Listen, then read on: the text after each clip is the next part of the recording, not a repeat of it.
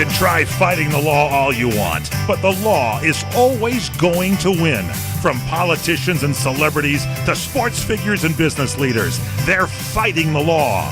Now, here to sort out the nation's top legal news stories is America's favorite legal analyst, Royal Oakes.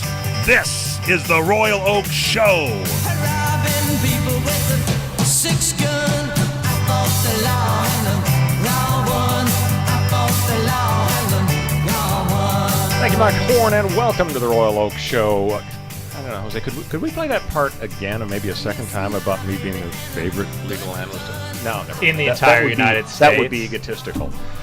Our co-host Ken Jeffries is here. We are so delighted. Kmart shoppers. How you doing? Did you have a good week? Oh yeah, it was filled with fun. I was at Staples Center yesterday. Right. It just kind of an interesting. It's a long story to get into, but I was on. We have an hour, Ken. I ended up on the 60 floor. minutes. I ended up on the floor at Staples Center getting instructed in basketball. Did Gorgeous George Really? drop you, or what do you mean? No, this is basketball.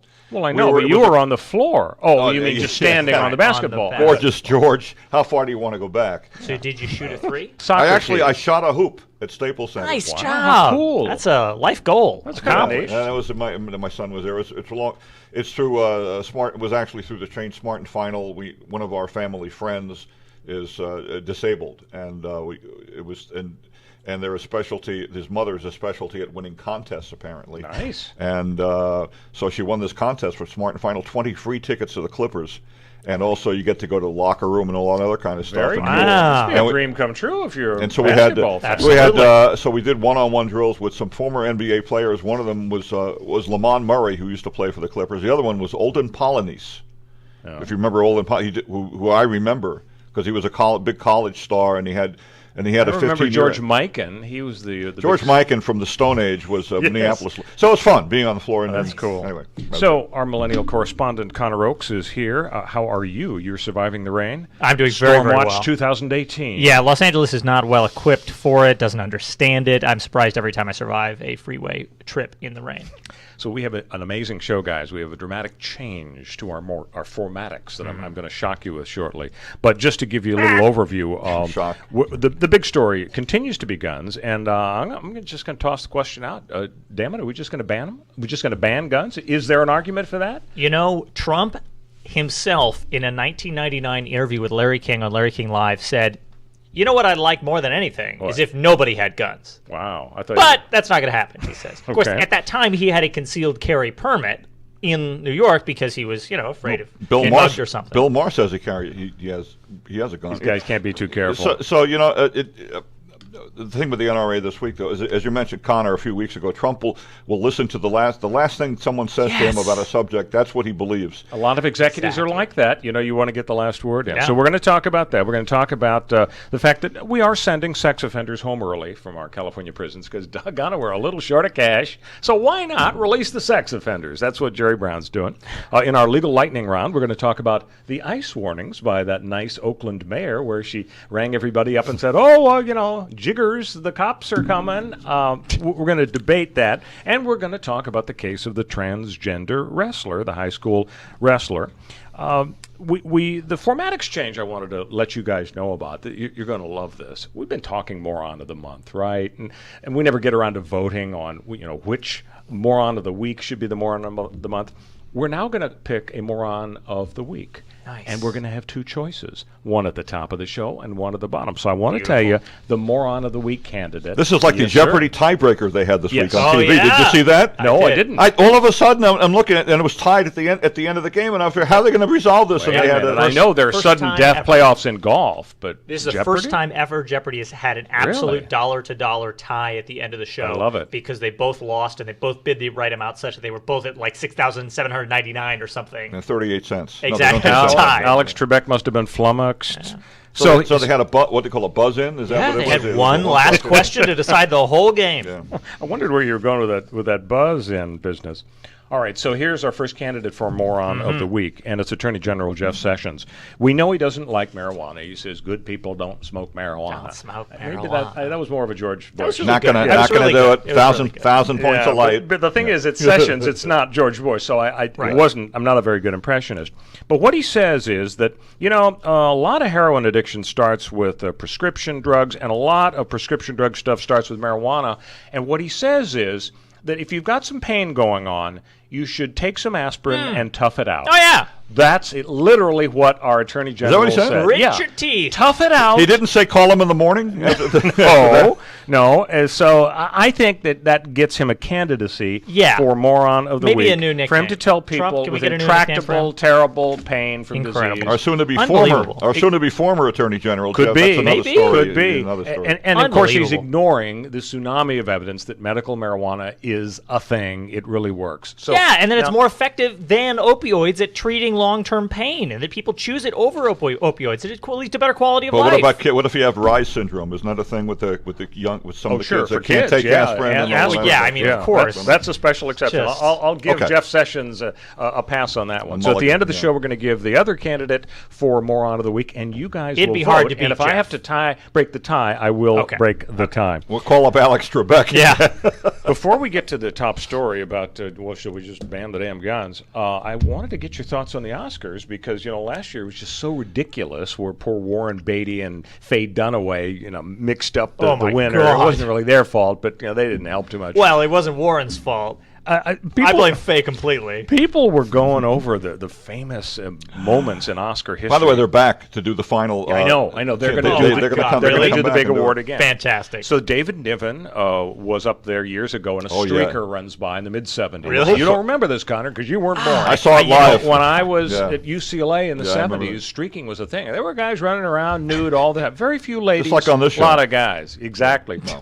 So They have a that camera, happened. they know. David Niven had a great line. The guy runs by naked, and David Niven says, "Well, I guess he's showing the world his shortcomings, isn't he?" Yeah, it was that was a good. It was brilliant. It was You could brilliant. pay a comedy writer and not come up with, Amazing. after a week. Yeah. George C. Scott refused to accept an award. He doesn't think you should get awards. Marlon Brando didn't show up. He had Sacheen Littlefeather, the an indigenous person, exactly. collected for him. Sally Field famously said, "You like me, you really like me." People are making fun of her ever since, almost as much as that Flying Nun thing. Julia Roberts, saying, "Stick man, be quiet. Don't try to play your music."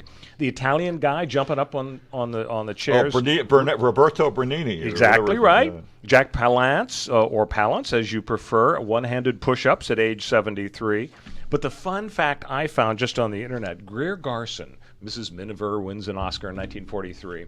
This is, of course, long before TV, obviously. She stands up and she says, "Thank you." She wins the Oscar. "Thank you." That's all I really need to say. But since this is a once-in-a-lifetime moment, I want to elaborate. She spoke for 45 minutes. Can you imagine sitting through a 45-minute Oscar acceptance speech? I mean, They couldn't play her off? No, I mean, back then, I guess. Well, they could. They had an orchestra, didn't they? That's No, incredible. 1943, that was before orchestras existed. Well, they could cut her mic on radio. The most amazing one was Halle Berry getting spontaneously and very aggressively kissed by the winner who won for Best Actor in The Pianist. I can't remember his name. Was it Adrian Brody? Adrian Brody goes Yeah, up. I remember that. He walks up on a stage. She's read off his name. He grabs her, drops her like a dip, and kisses her intensely. Yeah, what a creep he was. Complete. And then immediately looks at the crowd and wisecracks and says, "Bet you didn't think that was going to be in the gift bag or whatever." And Swag bag? everybody's like stunned, but then they're laughing and smiling and clapping. She later talked about how she was not happy about this. The idea that would happen, that was like 2015. I know. You can. That's literally Trump just saying that when you're rich and famous and powerful, they let you do anything. That you walk up and just like, it's amazing that happened, that it was acceptable, and that Adrian Brody didn't get thrown out on the street that night. It really was bad. Although I have to say, almost as bad was my favorite, La La Land, not winning last year. They were the favorites. They had the most nominations. Yeah. And of course, they were announced as the winner. Right. And I think it was. I think maybe there was a little politics going on because I think the Academy really liked the winner that edged it out. And I'm predicting that politics may come into play here. this was the year of the woman, okay? The angry woman, Yeah. the Me Too movement, Yeah, absolutely. just historic. Well, what do you think 3 Billboards is about? Yep. A really angry woman. Yeah. And I have a feeling that even though there are other movies that have won more nominations, like the Beauty and the Beast deal, The Shape of Water, I have a feeling I'm going on that's record really a predicting Beauty and the Beast knockoff, isn't it? In a exactly way. what in it a is. way. Yeah, In a way. But I think that the 3 Billboards movie, which I saw, I really was very liked, good. It was I think good. it's going to win Yeah. because It was I good. think the political surge by the actors is going to cause them to say, "This is it, man. This is the year of the woman." Yeah, and on one hand, I love the Oscars to be some ultra pure measure of complete and perfect merit. At the same time, you can't divorce any piece of art from its context, from its surroundings. The movies are made not in a vacuum, but in a political landscape and in a Hollywood that is, like it's hard to make a movie Oh, if about you- an angry If you woman. made a movie in a Yeah. vacuum, the actors would suffocate. There'd be no oxygen. But it's impressive that you make a movie that is so in touch with the times and politics. It's impressive that you got through the sexist, racist, etc. studio system, a movie that brings together these ideas that are now in the forefront of politics. And I think people want to reward that. And so that might be part of why they will go with politics over maybe the best possible acting performance, whether you like that outcome or not. I don't know. On the other hand, there's an interesting little twist here. Ryan Seacrest, Right. Mr. Media, king of all media. I think he's taken the crown from Howard.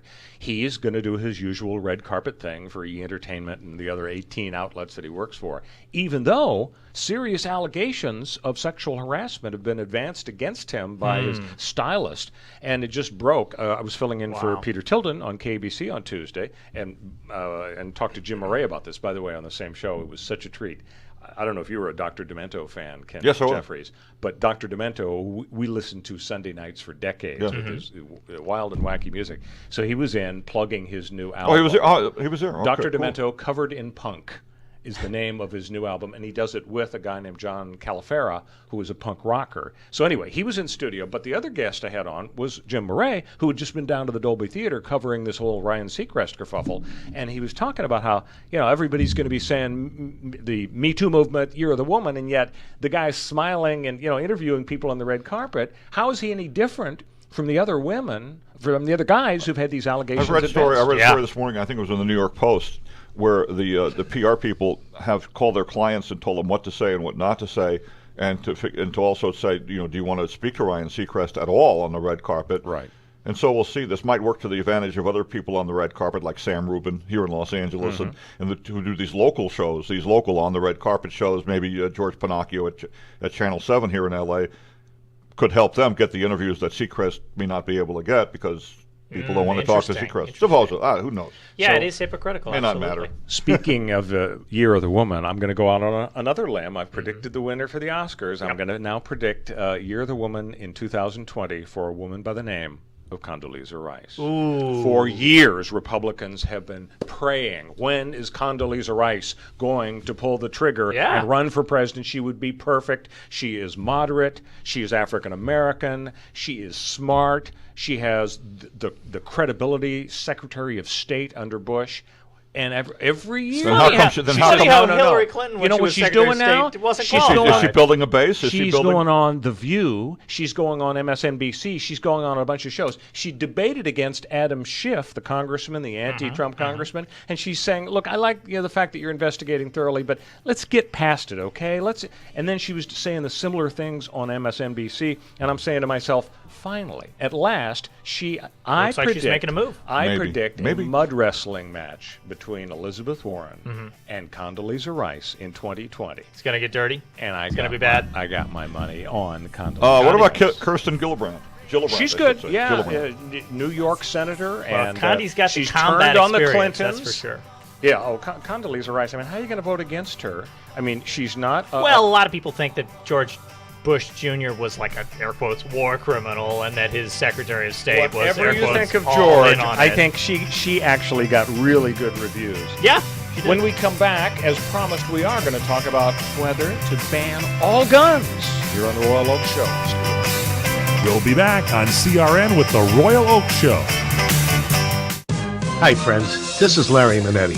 Go to LarryMinetti.com to get my book, Aloha Magnum. You'll read all about the wonderful guest stars like Carol Burnett, Elvis Presley, Frank Sinatra, and many, many more. There is an episode guide and my favorite recipes that I really cook at home. I will include a free signed photo with every book. Get Aloha Magnum at LarryManetti.com. Order now. Aloha.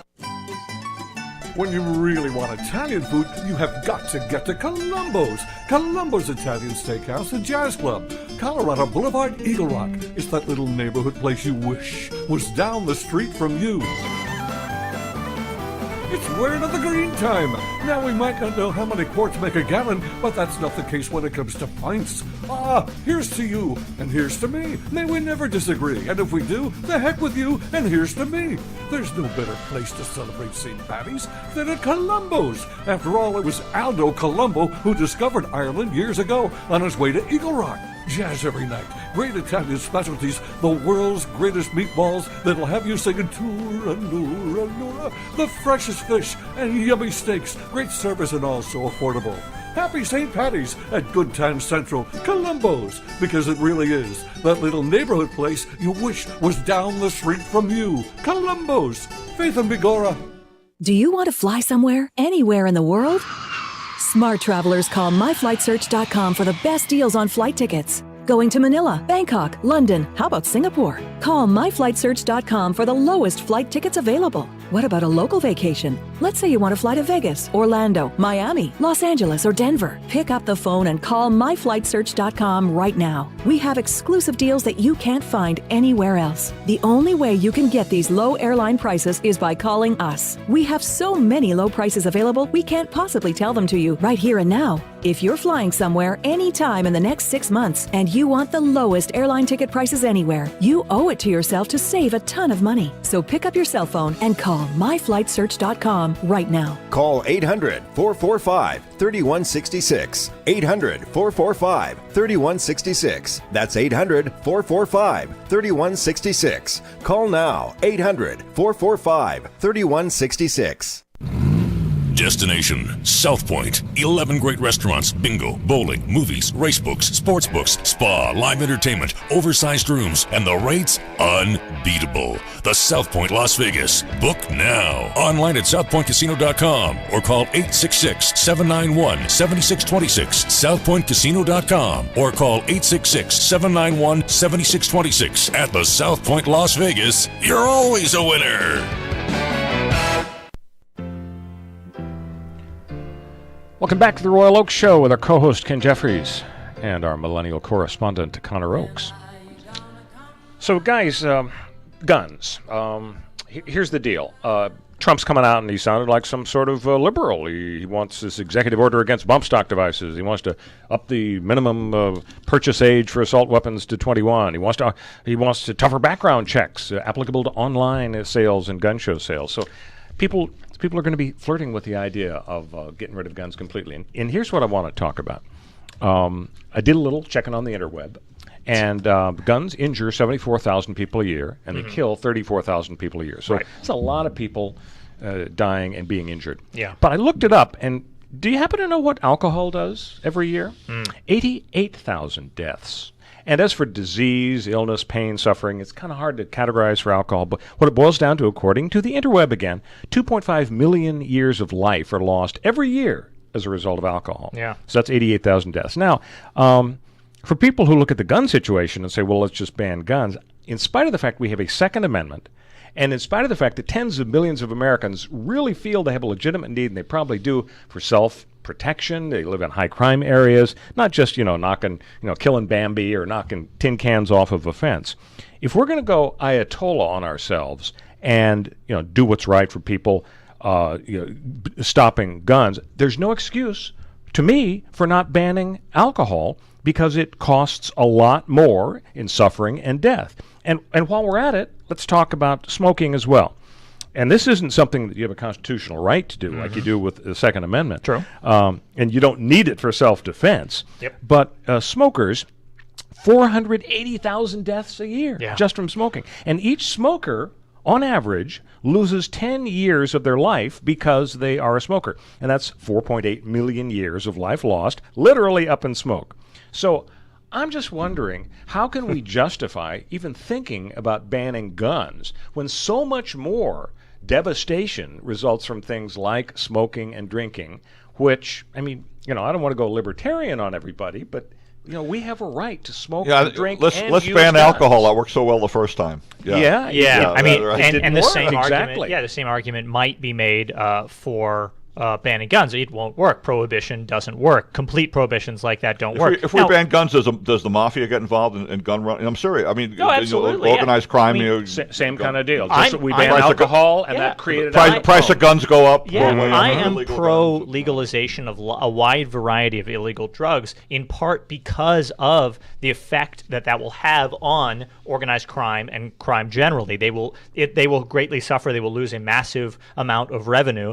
And people, overall, will be better off if they are allowed to do things that are destructive to themselves in a certain way.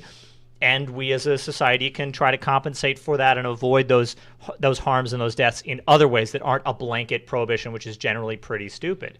Now, is a blanket prohibition on guns different than those things? Well, you could say that guns are the same because guns lead to a ton of suicide deaths, accidental injuries and deaths against gun owners and their families and friends in the course of using them or just keeping them in the home. And that way they're just accidentally harming yourself. As a matter of fact, I looked that up as well. Of the 34,000 gun deaths every year, 2/3 of them, 21,000, are from suicide. Yeah, and that's a huge, huge deal. And there's a lot of people that say those deaths are preventable, as suicide is a come and go sort of an affliction, that mental health is not a constant slog, that people fall to a low point, and if there's not a gun around, they're a lot less likely to end up actually killing themselves. What about people who hang themselves? Should we ban rope? Well, yeah, that's the thing. I mean, it does make it nice and easy to kill yourself. Well, Sessions wants to ban hemp, so that's kind of similar. It's just like that, those fibers. But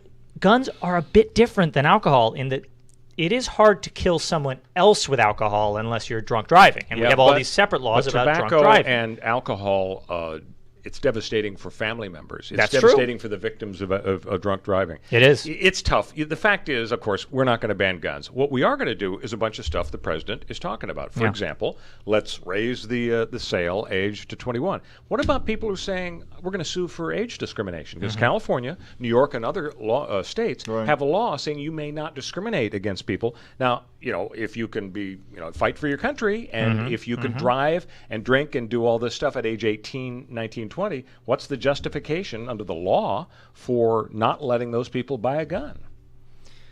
Well, we make concessions to safety and requirements of maintaining a civil society all the time. We restrict people's rights. It's just that we have to rise to a really high bar, really high, difficult bar that we have to pass to prove that it's necessary to accomplish our goals as a society. And is it necessary to accomplish those goals, to raise the gun-owning age from 18 to 21? After all these school shootings where high schoolers are able to get weapons of war while at home here, not out on a battlefield, those are very different contexts. It might be arguable that it is appropriate and the only way to do it. And I think it's going to win. I don't think the courts are going to strike it down. Yeah. When we come back, we are going to talk about whether or not sex offenders should be released early because we're short of money. Stay with us. We'll be back on CRN with the Royal Oak Show.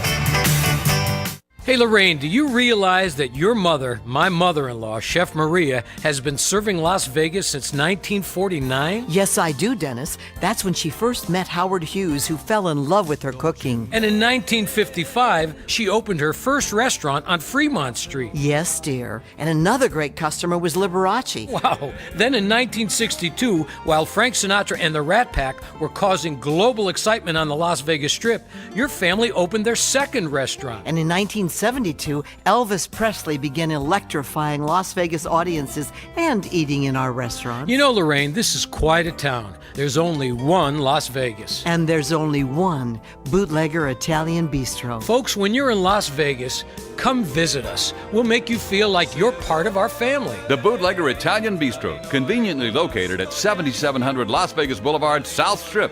Visit our website at www.bootleggerlasvegas.com.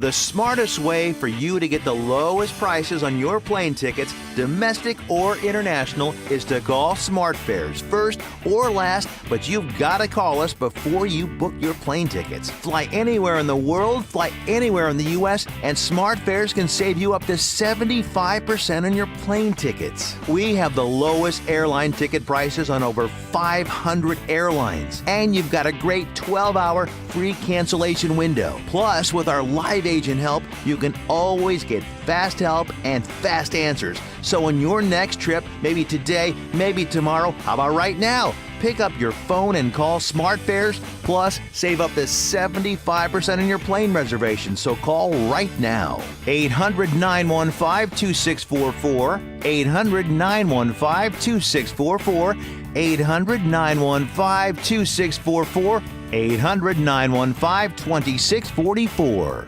Kaanapali Beach Hotel, Maui's Hawaiian Hotel. Aloha! Experience your home away from home being beachfront at the Kaanapali Beach Hotel. Begin your getaway relaxing on over 11 acres of tropical Hawaiian gardens at Hawaii's most Hawaiian hotel, voted Best Aloha Spirit by Hawaii Magazine readers. Just walking around the grounds with all the tropical vegetation, relaxing poolside, or kicking back in the sun on the world-renowned Kaanapali Beach makes you feel like you're home in paradise. There's a package to fit all your needs: wedding, honeymoon, activities, private parties, great food, or just good old beach fun. The hotel perpetuates the Hawaiian tradition at its best. Call 661-0011 or visit kbhmaui.com. Kaanapali Beach Hotel, Maui's Hawaiian Hotel. What are you going to do with your old car? You can try selling it, you could junk it, or you could donate it to Heritage for the Blind. Your car will be towed away for free, and your donation is tax deductible. Just call 1-800-785-9618. Heritage for the Blind accepts cars, vans, trucks, and boats. It doesn't matter if your vehicle runs or not. It will be towed away for free, and you'll be supporting those that need help. Heritage for the Blind is a nonprofit organization that helps the visually impaired live fuller lives. Call right now to donate your car, and as a special thank you for calling, you'll receive a free 3-day vacation voucher to many exciting locations. Call Heritage for the Blind right now, 1-800-785-9618. Donating is easy, and your vehicle is towed away for free. Plus, you'll get a free vacation voucher. Call now, 1-800-785-9618. That's 1-800-785-9618. Welcome back to the Royal Oak Show with our co-host Ken Jeffries and our millennial correspondent Connor Oakes. You guys have proven yourselves so adept at guessing our bumper music. Elton John Yellowbrick Road, by the way, for the last one, but that's all right. Oh, okay, good. But perhaps you want to take a stab at this one? Well, this is, of course, Call Me Maybe. Yes, and the singer is Carly Rae. Carly Rae Jepsen. Very good, guys. Very good, guys. So we're going to talk about the idea. She born in the South, you think? I don't know. It sounds like no. She's Canadian. Actually. That's right. She is from Canada, just like Dan Aykroyd. Everybody who comes and wants to become a pop singer in the United States from Canada has got to get real down home American to woo those American crowds, and so she became, I'm sure, Carly. You know what? I was talking to her about I was talking to her with Billy Bob Thornton. You were talking to Carly Rae and Billy Bob? Anybody with three names. Oh, okay. And Lee Harvey Oswald. James Earl Ray. Lee Harvey Oswald. That's different. So before we get to the topic about the... Excuse me, a little levity in the show. Okay. Before we get to this idea of kicking criminals out early because we're short of money, Ken, you had a point about the NRA and Trump meeting with them. What was your thought? Yeah, the next day, of course, after that big televised Trump meeting at Roundtable, which was to me was shocking. He was telling a Republican senator, "You're afraid of the NRA." Yeah. My God! Yeah, and that was a Republican senator who has kept Trump at arm's length throughout the whole campaign, and now he said he reluctantly voted Trump, or maybe he said he voted Trump, but clearly was reluctant about it, and. This is his punishment. Maybe this is Trump saying, "Oh, you haven't really been on Team Trump." Well, I'm just going to, in front of everyone, say you're afraid of the NRA. You're a wimp. Like, but it may not matter because the next day the NRA had a meeting with Trump, the president, not Wayne LaPierre, who's the VP or something, right? But the president of the NRA, whoever that is, and I don't remember his name. Shadowy I'm sorry, figure. I don't. What's that? Shadowy figure. His name was Shadowy Figure, Mr. Figure, or Shadow Stevens, which is that's a radio guy we know. Anyway, so it's and all of a sudden Trump changes his mind, and the NRA comes out of it with its own tweet saying, "Great meeting with the president." He's certainly behind the Second Amendment, so I think you can take anything what Trump said about that to throw it out the window. And right now. So I think it's kind of up in the air as to whether the NRA's strength is really going to persist. Right. So Prop 57 in California a few years ago was passed. We're really short of money, and the proposition said, you know what, we're gonna let some folks out of prison early. You know, we can figure out the ones that we should let out. And Governor Brown assured everybody, these are not going to be sex offenders, okay? So it comes before a Sacramento Superior Court judge this last week, and the judge says, the governor doesn't know what he's talking about. I'm the judge. He says, it isn't just people who committed murder, kidnapping, and forcible rape that are not eligible for their early release.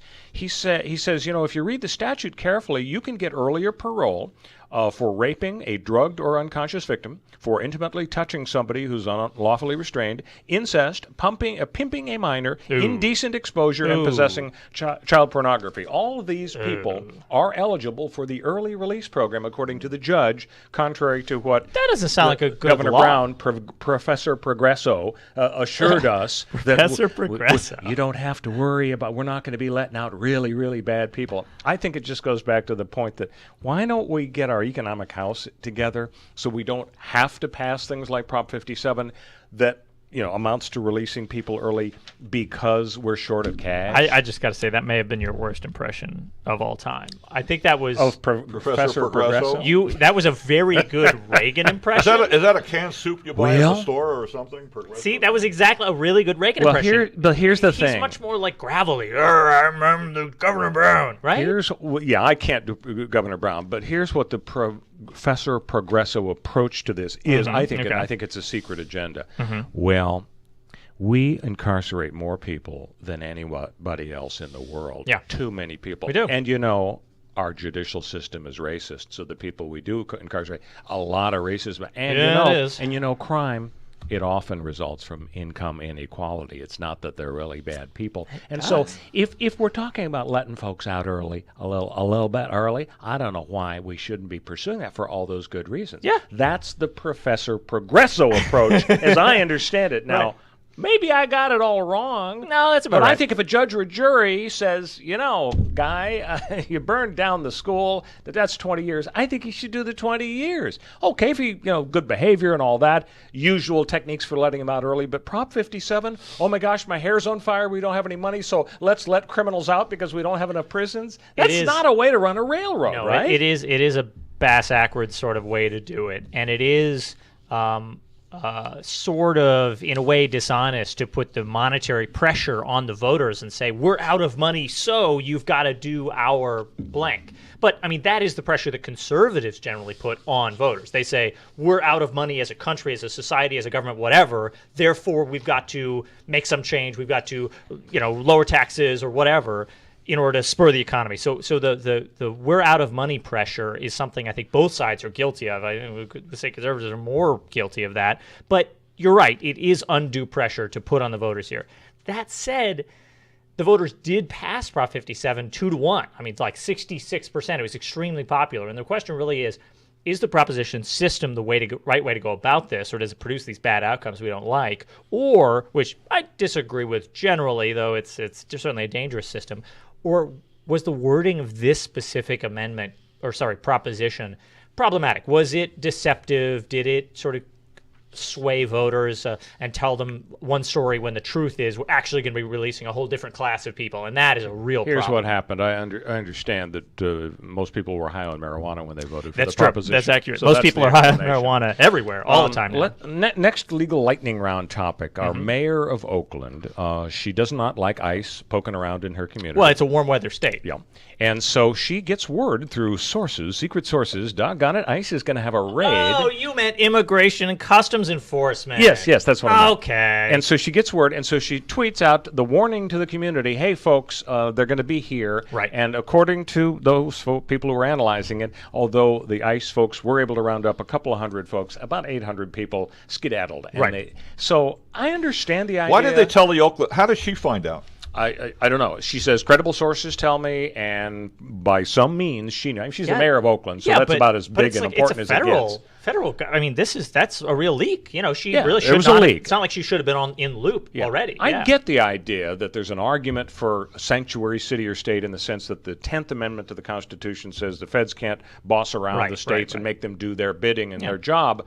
Although you can argue that there is a justification for forcing the locals to help, but to actually get secret information and alert people, I mean, how isn't that just like the gang member at the intersection seeing the cop coming and yelling, okay, guys, you know, the cop, bail. Here come the cops. Yeah. I mean, and yet Gavin Newsom, who may well be our next governor, he's now lieutenant governor, he came out and said, I think she did the right thing. I think she should do it again. And she then later tweeted and said, I consider myself part of the resistance.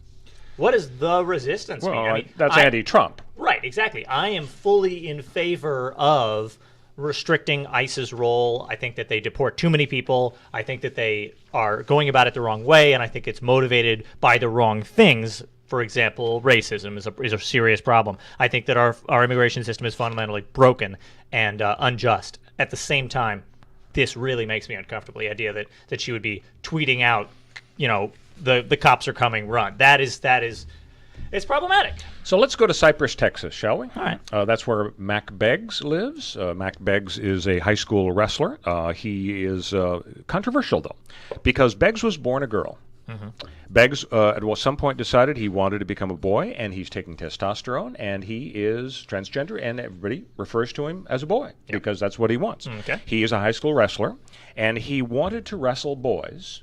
But the school said, doggone it, we're not going to let you wrestle boys because we have a rule.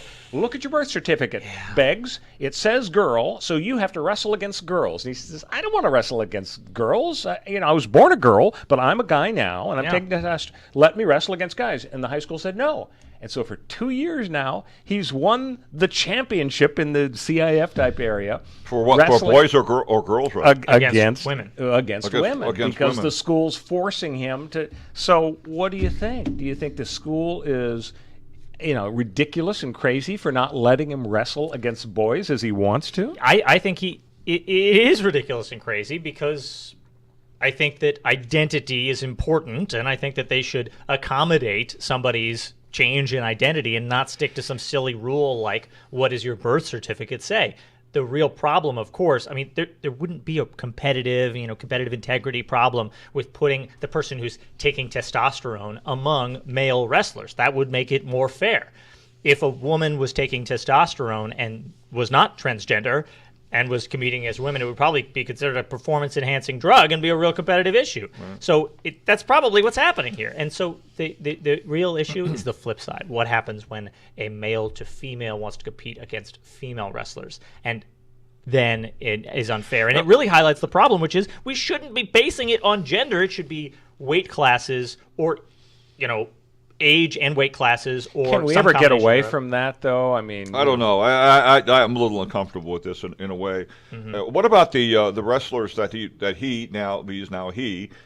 wrestles? Do they have a say? Do they have a say in who in this? Because he would be their competition. Yeah, I mean that's a real thing. I mean, obviously, it shouldn't be up to them completely.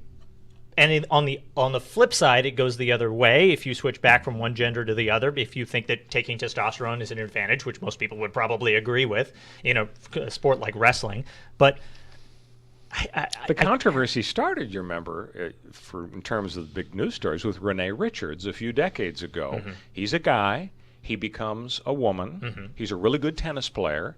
And he competes professionally against women, and he's beaten these women left and right, and people are complaining. Right. Now, there's the famous comment, I think Bobby Riggs made the comment, and John McEnroe got into trouble recently saying, the number 500 man in the world in tennis can beat the number one woman. And apparently that's true. Yeah. So are people comfortable with the Renee Richards of the world changing and then walking off with 18 trophies? No, I'm definitely not comfortable with it, and that's sort of the problem. Is anytime you have a gender-divided sport where we say it's a fair competition for this woman to be against this woman. I mean, look at Serena and Venus Williams. They are on such an incredibly different level than any other female tennis pro, and that could be any number of reasons that causes that. One of it might be their inherent testosterone level, and that really maybe we shouldn't be basing on our weight classes or gender or age or anything else. Maybe we should just take a test and say how much testosterone do you have in your body, and versus estrogen, maybe one or the other is better. Put them in a different bracket. You're in the T12 bracket. And here's the legal issues. Should we then get rid of Title IX? Because Title IX. That's a whole other can of worms now. There are no more women versus men. There's testosterone levels versus testosterone level.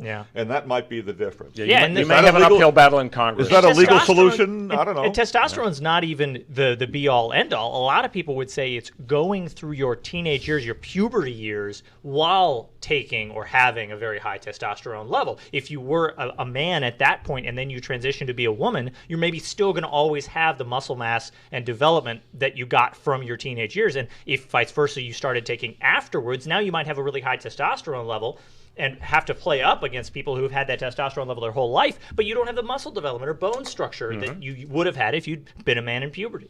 Speaking of athletes, what about Stanford swimmer Brock Turner? Oh, goody. He got 3 months in jail, even though he was found guilty of assault with intent to commit rape and sexual penetration of an unconscious person.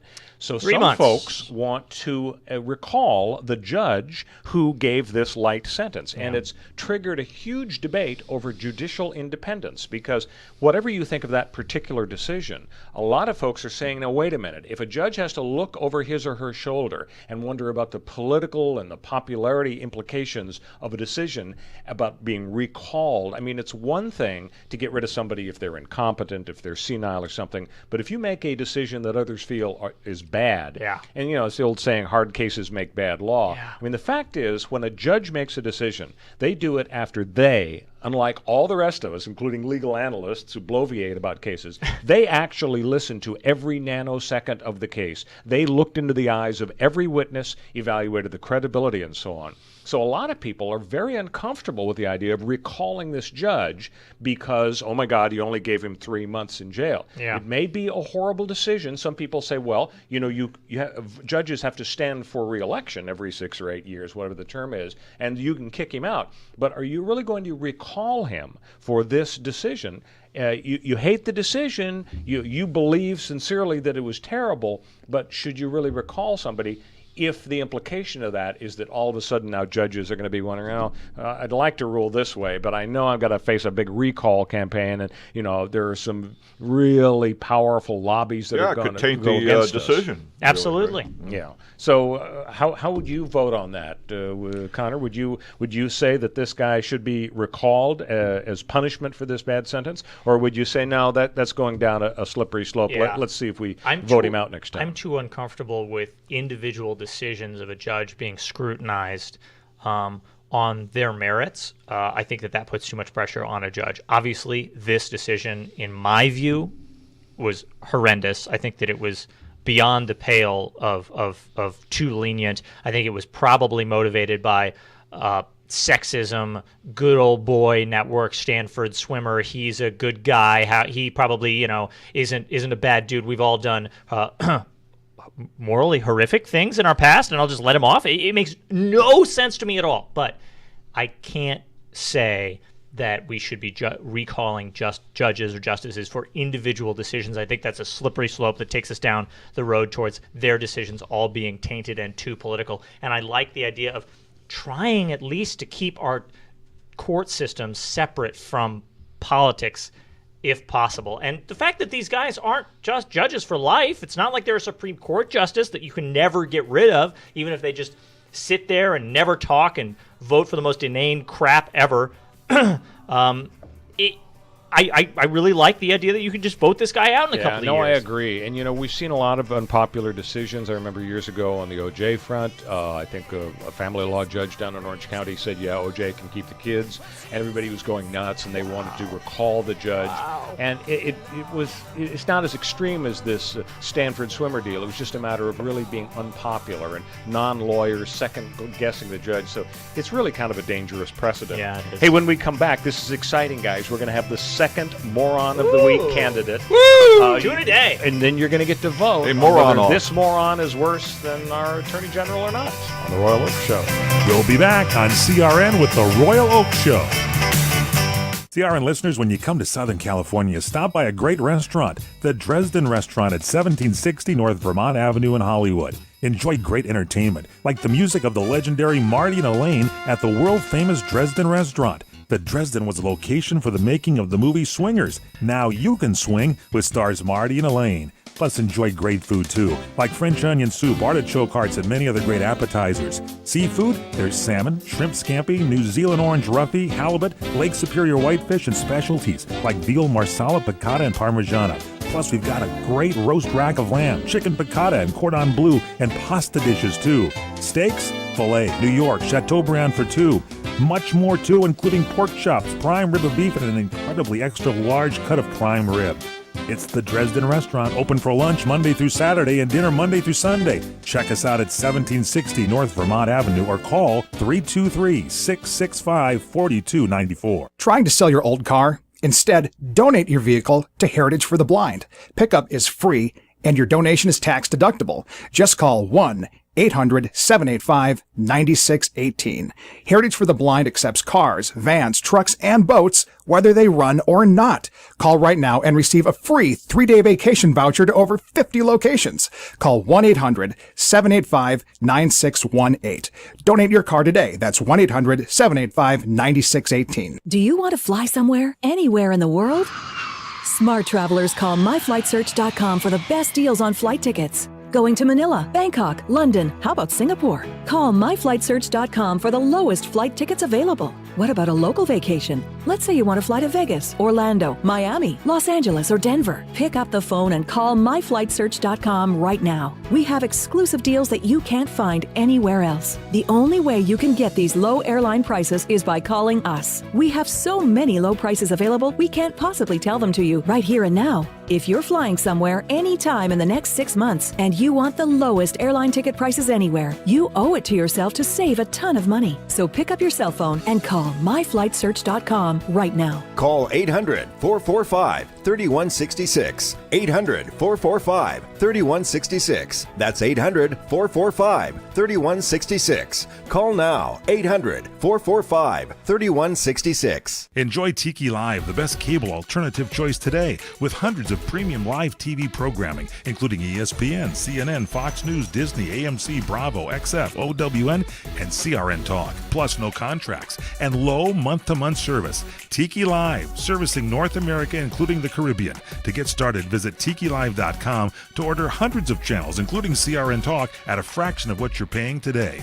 Visit TikiLive.com. That's TikiLive.com. Welcome back to the Royal Oak Show with our co-host, Ken Jeffries, our millennial correspondent, Connor Oakes. So, guys, with our new format here, we've got two morons of the week. Don't come easy, George Harrison, by the way. Damn! Excellent. Wow, Excellent. that was really good. Okay, that's I enough. don't know. It's just snappy. That's enough. That's enough with that. Oh, so at the top of the show, Or we Ringo or somebody. we were That dumping was all Ringo, over our sorry. poor Attorney General Jeff Sessions because he says to people, "Oh, medical marijuana, you should just take aspirin and tough it out." Yeah, grit your teeth. Yeah. So we thought he My wife, earned him a- Morgan Fairchild. Yeah, my wife. So here's our second candidate for a Moron of the Week. She is named Paula White. She's a popular televangelist, and she heads up the President's Evangelical Advisory Board, and she delivered the invocation at his inauguration a year ago. She is asking her followers to send donations of up to 1 month's salary money to her church as a first fruits offering for the new year. And that's fine, but here's the problem. Is it? Here's the problem. She warns of she warns of consequences from God if they don't pay the money. Now, I got no problem with him having an evangelical coordinator and, speak at the inauguration. I got no problem with her asking for money. But when she says, things just might not go too well. Does that mean a little bit like a protection racket? Yes, IRS? it is exactly Is the IRS like gonna that. come in? Yeah. It is exactly the idea that she would be preying on people's religious belief to say a month's salary. People that are isn't paying. even tithing. That's only 1/12, not 1/10. Right, people are putting the majority of their income into rent, and they're left with the rest for food. And she's saying, give it to me, the multimillionaire, because, I know I spoke at Trump's inauguration. I'm doing fine. But God wants me to have 3 jets. And she's like Jeff Bezos because she's making it easy on you on her Even side. Pat Robertson must have said, gee, I wish I thought of that. No. A donation shopping cart is set up on her website with the money appearing to go directly to the Paula White Ministries. For $75 or more, I'll rush to you the book, the devotional, and a 2018 wall calendar. Ooh. Now, here's the problem. I take it all back. She says not giving will breed serious repercussions, including unnamed struggles. So I It's suggest... like going to your psychic, and your psychic says, if you don't come back next week, you'll be hit by a car. It'll be a Buick. I drive a Buick, by the way. So here we have, guys, 2 candidates for moron of the come week. on. We've got Jeffrey Sessions saying to people with cancer, wanting to have medical marijuana to ameliorate the pain, tough it out, okay, and take aspirin. He mentioned aspirin in particular. And now the other candidate is Paula White, who says, give me money or else something negative. Something Wait, let me really divine the answer. Hold on a second. Okay. Nice. What, I'm going to read the Ouija how board. are you going to vote, Ken Jeffries? Paula White. Paula hands down, Paula Okay. White. Dad, you're going to break the tie, because no matter how morally despicable I think this woman is, I think moron of the month goes to Jeff Sessions for completely not understanding that which he is supposed to be legislating on and giving horrible medical advice to people who are basically just shouting into the political echo chamber. People who smoke marijuana, even for medical reasons, are bad, inherently morally bankrupt people. We should all just be able to put up with our chronic pain. You know what, Jeff? How about you suffer years of chronic pain and see how much some aspirin, which, by the way, will just burn a hole right through your stomach. So here's the deal. I'm going to break the tie, Please. and I got to vote for Jeff Sessions. Thank because Paula, she may be right, because the apocalypse, could be around the corner, and so she could be right. We're going to have negative consequences. Trumpocalypse. Whereas Jeff Sessions, there's no way he can be right, way. because we know medical marijuana is a good thing, and Suck so it, on. Ken.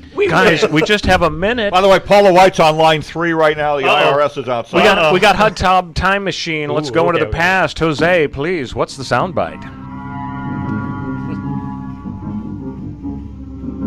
Japanese zero. Matu, Murata, Nikto, Ooh, the day the earth stood still. Matu, Murata, Nikto. Very good, Connor. That's the movie. I have no idea who it is.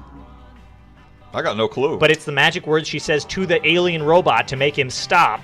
Exactly right. The Day the Earth Stood Still is the movie. It's from 1951. Who's the actress? Do we know? Jennifer O'Neill, Paula Prentice. Paula O'Neill. Paula Prentice? She was Gary Cooper's girlfriend. Oh, not Paula. Next week, figure we're it going out. to reveal her name. See you next week, folks, on The Royal Oak Show. Because we have...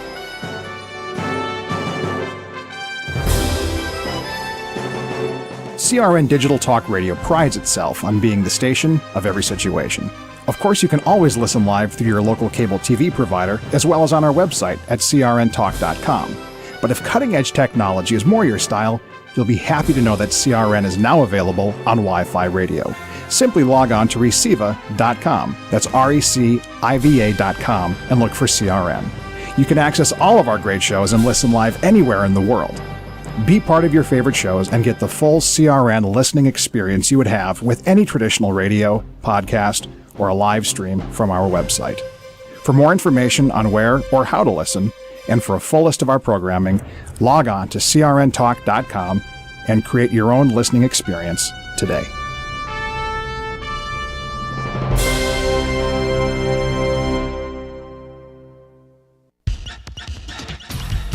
The radio channels.